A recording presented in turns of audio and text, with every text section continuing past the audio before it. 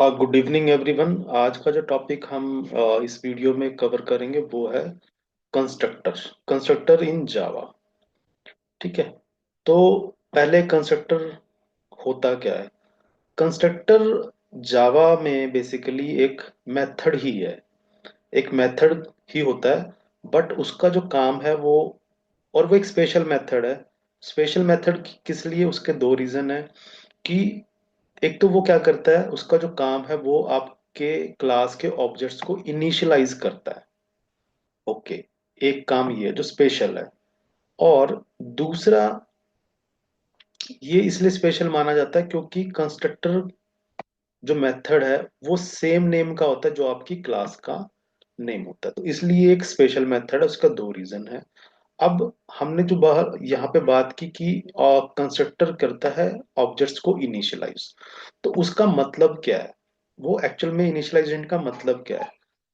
उसका जो मीनिंग ये है कि जब हम कोई क्लास क्रिएट करते हैं तो उस क्लास में हम क्या करते हैं, उस क्लास के कुछ वेरिएबल्स भी डिक्लेयर करते हैं क्लास की डेफिनेशन में। तो वो जो वेरिएबल्स हैं उन वैल्यूज को इनिशियल वैल्यूज प्रोवाइड करता है हमारा कंस्ट्रक्टर। अगर हम उन वेरिएबल्स को कोई भी वैल्यूज असाइन ना करें तो वो वैल्यूज जो है हमारा कंस्ट्रक्टर इनिशियली उनको असाइन करता है, इनिशियली असाइन करके इनिशियलाइज कर देता है। ओके। अब कंस्ट्रक्टर क्योंकि एक मेथड है, तो वो मेथड जो है, मेथड हमेशा कॉल होता है। तो मेथड कंस्ट्रक्टर कॉल कब होगा? कंस्ट्रक्टर कॉल तब होगा जब भी आप किसी क्लास का ऑब्जेक्ट क्रिएट करेंगे। आपको पता है कि ऑब्जेक्ट क्रिएट करते टाइम हमें न्यू कीवर्ड यूज करते हैं। तो जैसे ही आप अपनी प्रोग्राम में न्यू कीवर्ड की हेल्प से क्लास का एक ऑब्जेक्ट क्रिएट करते हैं तो हमारा कंस्ट्रक्टर क्रिएट होता है। और वो कंस्ट्रक्टर क्या करता है, हमारी क्लास की जो वेरिएबल्स हैं उन क्लास के वेरिएबल्स को इनिशियल वैल्यूज असाइन करता है। ठीक है, ये जरूरी है क्योंकि अगर हमारे वेरिएबल्स के पास कुछ इनिशियल वैल्यूज नहीं होंगी तो वो हमारा प्रोग्राम उस वेरिएबल्स को यूज नहीं कर सकता। ठीक है, तो ये एक बेसिक सी इसकी एक इंफॉर्मेशन है जो मैंने आपको बताई है। अब हम इसको प्रोग्राम के थ्रू बना के देखते हैं कि वो क्या है और कैसे इंप्लीमेंट हो सकता है, कंस्ट्रक्टर कैसे काम करेगा। हम एक क्लास बनाते हैं क्विकली यहाँ पे, और क्लास का मैं नाम रखता हूँ कार।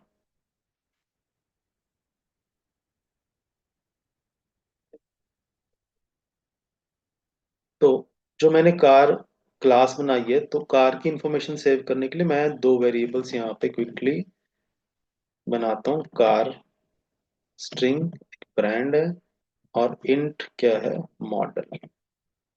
ओके। तो ये दो इंफॉर्मेशन है मेरी जो कार की इंफॉर्मेशन को स्टोर करेंगी, ब्रांड और कार की मॉडल क्या है। अब हम एक लेटर से हम एक मेथड बनाते हैं, public public void print car. Print car in,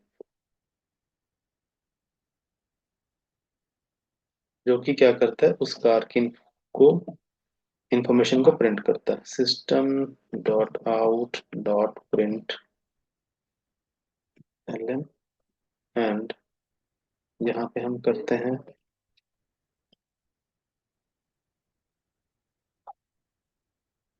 car brand is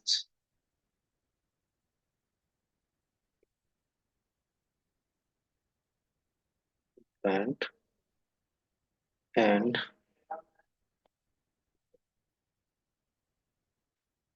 की on car model is model. ठीक है, तो ये हमने मेथड बनाया।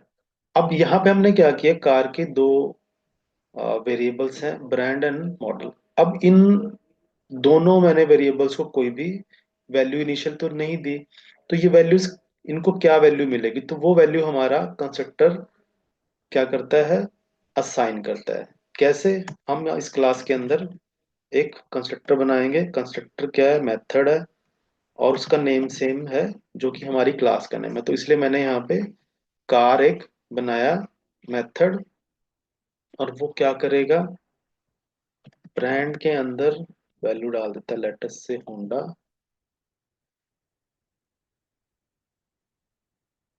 एंड मॉडल में वैल्यू डाल देगा 2025। तो यहाँ पे आप देख रहे हैं ये कंस्ट्रक्टर है। कंस्ट्रक्टर क्या कर रहा है, हमारे क्लास के जो वेरिएबल्स हैं उनको इनिशियल वैल्यूज असाइन कर रहा है। ओके, ये असाइन कर रहा है, एक मेथड है। तो अब ये कॉल कब होगा, जैसे कि हमने बताया कि ये कॉल कब होगा, जब हमारा किसी भी क्लास का, it is called when an instance of the class is created, यानी कि किसी क्लास का जब ऑब्जेक्ट क्रिएट होता है। Constructor is called automatically when an object is created using new keyword. तो ये कब कॉल होगा, जब हम किसी क्लास का ऑब्जेक्ट बनाएंगे। तो हम यहाँ पे जाते हैं और क्लास का ऑब्जेक्ट क्रिएट करते हैं, car, car 1 is equal to new car,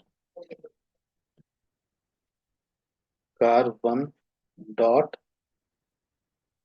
print car. तो यहाँ से अब हमने क्या किया, एक ऑब्जेक्ट क्रिएट किया, और जैसे ही किसी क्लास का ऑब्जेक्ट क्रिएट होता है यूजिंग द न्यू कीवर्ड, तो उसकी क्या है, क्लास का कंस्ट्रक्टर कॉल होता है। ये हमने कंस्ट्रक्टर बनाया है। तो यहाँ से जब कंस्ट्रक्टर कॉल होगा तो ये क्या करेगा, इस क्लास के जो वेरिएबल्स हैं उनको इनिशियल वैल्यूज देगा, क्योंकि आप देख रहे हैं यहाँ पे कोई भी इनिशियल वैल्यूज नहीं दी गई है।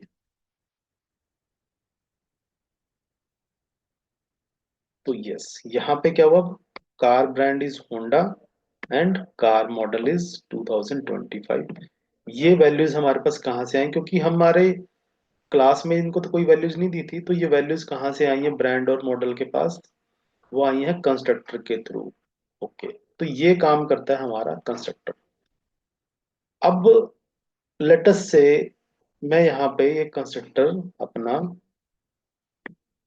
हम इसको कमेंट करते हैं।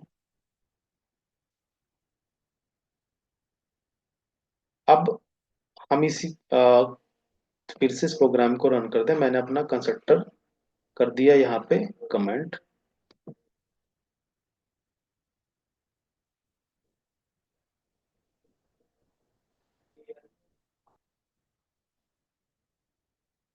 ओके, तो सॉरी, यहाँ पे मैं ये वैल्यूज जो करता हूँ,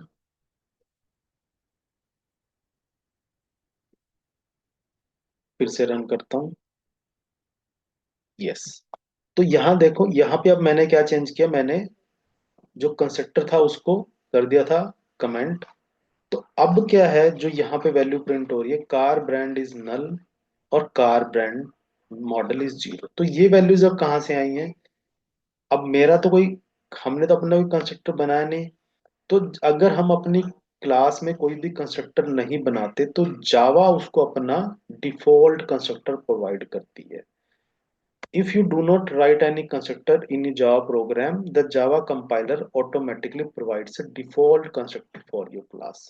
और वो डिफॉल्ट कंस्ट्रक्टर कहाँ पे है, अगर आप इनके जावा के सिंटेक्स में ही वो इंक्लूडेड है। कैसे, यहाँ पे न्यू कीवर्ड से, ये जो ये जावा का अपना अपना इंटरनल डिफॉल्ट कंस्ट्रक्टर है, ये कॉल होता है। ये क्या करता है, आपकी जो वेरिएबल्स हैं, क्लास के इंस्टांस वेरिएबल्स हैं, उनको इनिशियल वैल्यू देकर प्रोवाइड करता है। जावा इंटरनली क्या करता है, जो स्ट्रिंग वैल्यूज हैं उनको डिफॉल्ट वैल्यू नल प्रोवाइड करता है, और इंटीजर हो और या आपका डबल हो, उसको डिफॉल्ट वैल्यू 0 प्रोवाइड करता है। तो यहाँ पे यानी कि कंस्ट्रक्टर अगर आप खुद नहीं बनाते तो जावा अपना कंस्ट्रक्टर प्रोवाइड करती करती, क्योंकि हमें वेरिएबल्स को तो इनिशियलाइज करना ही करना है। ठीक है, तो एक ये फंडा है कंस्ट्रक्टर के अंदर। अगर आप अपना कंस्ट्रक्टर नहीं बनाते अपने प्रोग्राम में तो जावा अपना खुद का जो डिफॉल्ट इनहेरेंट कंस्ट्रक्टर है उसको कॉल करती है जावा। ओके, ठीक है, तो यहाँ पे आपने देखा कि आपका कंस्ट्रक्टर नहीं होगा तो जावा का कंस्ट्रक्टर कॉल होगा। और अब हम वापस से इसको अनकमेंट कर देते हैं। और अगर आपने खुद अपना कंस्ट्रक्टर यहाँ पे बनाया है, तो फिर आपका जो प्रोग्राम में कंस्ट्रक्टर बना हुआ वो कॉल होगा, ना कि जावा का डिफॉल्ट कंस्ट्रक्टर। तो हम दोबारा से फिर यहाँ पे अगर रन करें तो फिर से यहाँ पे वैल्यूज आ गई। ओके। तो ये कंसिडर करता है आपका ऑब्जेक्ट को इनिशियल वैल्यूज असाइन करता है जो कि उसके क्लास के वेरिएबल्स में है। अब लेकिन ये डिफॉल्ट कंस्ट्रक्टर है, यहाँ पे हम जितने भी अपने ऑब्जेक्ट्स क्रिएट करेंगे सबको ये डिफॉल्ट वैल्यूज ही देगा। यानी कि अगर मैं एक और यहाँ पे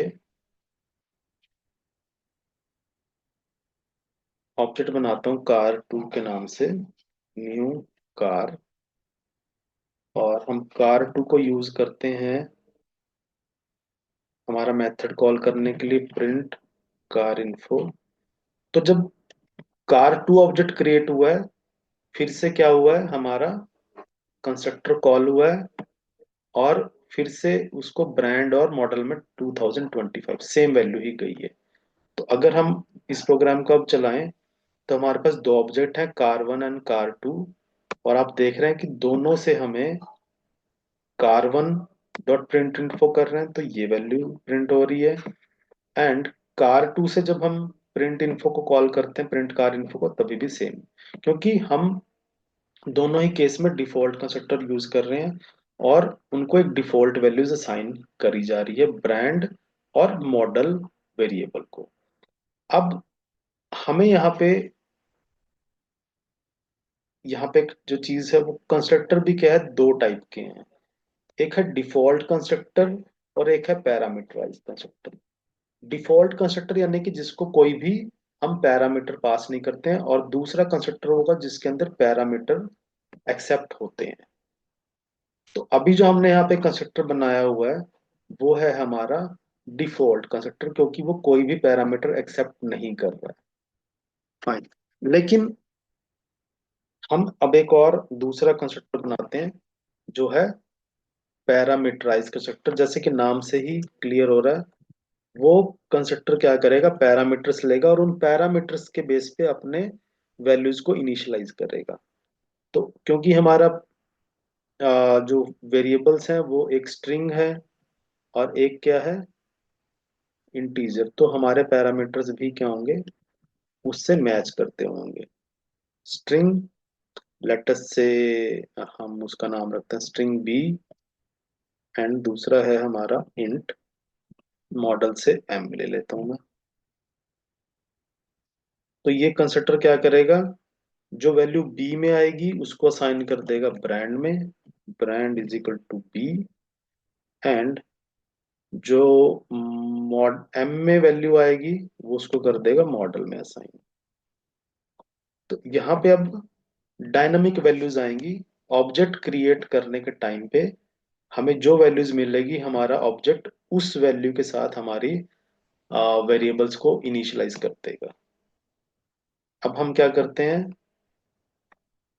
एक ऑब्जेक्ट बनाते हैं कार थ्री, एक फिर ऑब्जेक्ट बनाया मैंने न्यू कार।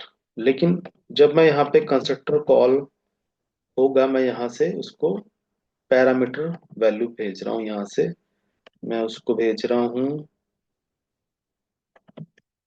किया एंड 2024। एंड नाउ अगर हम कार थ्री को यूज करके प्रिंट कार इन्फो करेंगे तो अब क्या होगा, जब मैं मेरी ये लाइन चलेगी यहाँ पे, लाइन नंबर 37, तो पैरामीटराइज कंस्ट्रक्टर कॉल होगा यहाँ से। वो कहाँ जाएगा, पैरामीटराइज कंस्ट्रक्टर को कॉल करेगा यहाँ से, वैल्यू जाएगी बी में और एम में, यानी कि बी में जाएगी वैल्यू किया एंड 2024, एंड फाइनली वो ब्रांड एंड मॉडल वेरिएबल्स में चली जाएगी। और अब अगर हम यहाँ पे कार थ्री की हेल्प से अगर प्रिंट कार इन्फो को कॉल करेंगे तो आप यहाँ पे देखेंगे कि यस। और अगर हम एक और यहाँ पे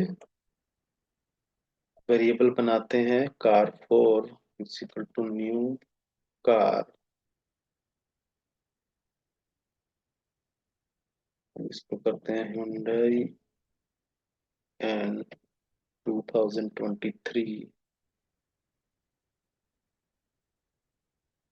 यहाँ पे फिर से पैरामीटराइज कंस्ट्रक्टर कॉल होगा और वो क्या करेगा,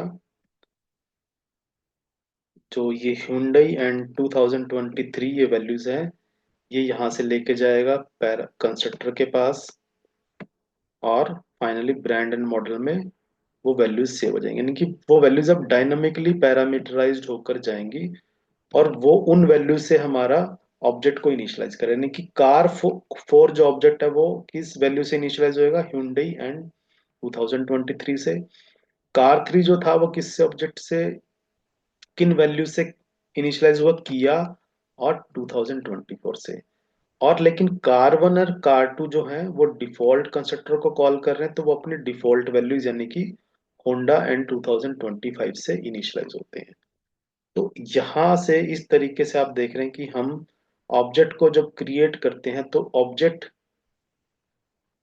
क्रिएट करने के टाइम पे होता क्या है कि जावा क्या करती है, उस ऑब्जेक्ट को वेरिएबल्स असाइन करती है। लेकिन वेरिएबल्स असाइन करने के साथ ही साथ जावा को उन वेरिएबल्स की इनिशियल वैल्यूज भी उस ऑब्जेक्ट को देनी पड़ती है। तो जब हम कोई भी कंस्ट्रक्टर नहीं बनाते अब, तो जावा क्या करेगी, अपना एक डिफॉल्ट वैल्यूज देती है, जो कि स्ट्रिंग के केस में नल है और इंटीजर के केस में जीरो है। लेकिन साथ ही साथ जावा हमें ये अलाउ करती है कि हम अपनी वैल्यूज खुद असाइन कर सकते हैं अपना कंस्ट्रक्टर बना के। जो कि हमने यहाँ पे कंस्ट्रक्टर बनाए वो भी दो टाइप के हैं। ये है हमारा डिफॉल्ट कंस्ट्रक्टर, जो कि बिना किसी पैरामीटर के होता है, और दूसरा है पैरामीटराइज कंस्ट्रक्टर, जिसमें आप अपनी वैल्यूज डायनामिकली पास करेंगे और वो ऑब्जेक्ट उन पर्टिकुलर वैल्यूज के साथ इनिशियलाइज होगा। यहाँ पे आप देख रहे हैं, हम ऑब्जेक्ट को क्रिएट करने के टाइम पे क्या करेंगे, वैल्यूज पास करेंगे। तो इस ये हमारा कंस्ट्रक्टर है, जिसका मेन काम है हमारी ऑब्जेक्ट की वैल्यूज को इनिशियलाइज करना। और ऑब्जेक्ट ये कॉल कब होगा, जब भी आप किसी क्लास का ऑब्जेक्ट क्रिएट करेंगे यूजिंग द न्यू कीवर्ड। और इसकी स्पेशलिटी क्या है कि ये मेथड, इसका नेम सेम होगा जो कि आपकी क्लास का नेम है। कार अगर नाम है क्लास का, तो हमारे कंस्ट्रक्टर का नाम भी कार ही होगा। इसकी कोई भी रिटर्न टाइप नहीं होगी। ठीक है। तो ये था एक ओवरव्यू और एक एग्जाम्पल कि कंस्ट्रक्टर क्या है और कैसे काम करता है। आई होप ये कॉन्सेप्ट आपको समझ में आया है और आप अपने प्रैक्टिस में इसको यूज करेंगे। Okay, thank you very much.